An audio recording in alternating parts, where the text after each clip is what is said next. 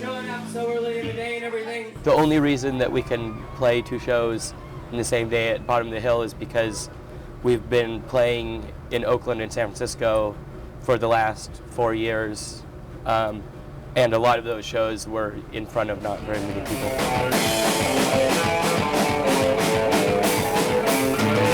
When we first started playing, we were playing pretty small places on Tuesday nights with 10 or 15 people there, or opening up for other bands that wasn't really the best mix for us. It was kind of hard for us to establish ourselves as having our own thing. I think that was good for us because it set us apart from a lot of other bands, but at the same time it made us seem kind of like a weird band, I think. It took us quite a while before people came to see us on our own.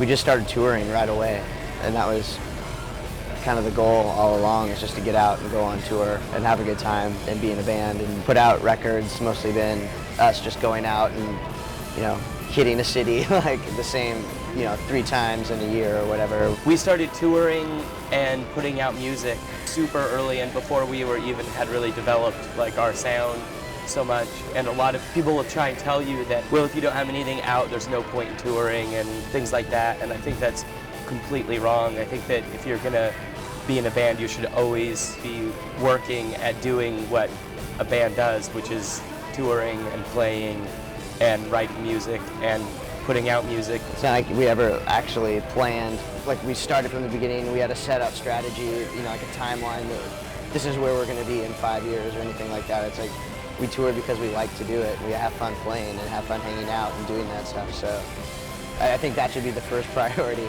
Basically, what any band should realistically do is rely on themselves and just play and just try to play as much as they can. And, you know, that's what they should want to do also.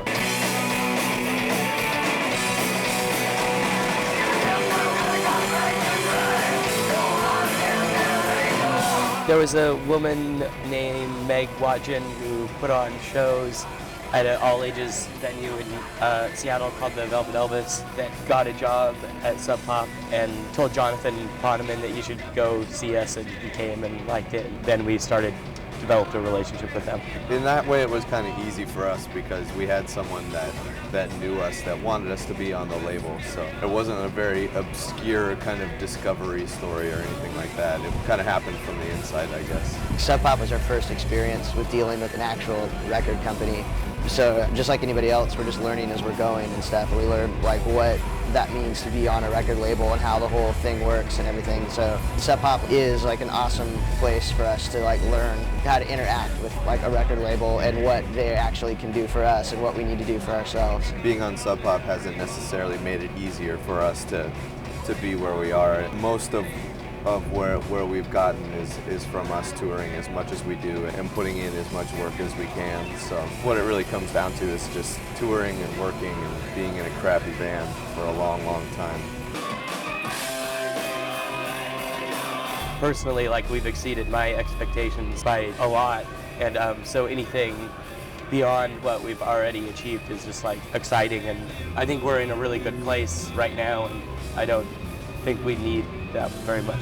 We don't need more. I imagine we'll be playing music for our whole lives, but it's hard to imagine being 50 years old and in a band called the Murder City Devils, you know what I mean? Trying as hard as we can to release records that we as people can look back on and be happy about. Hopefully other people will like it too.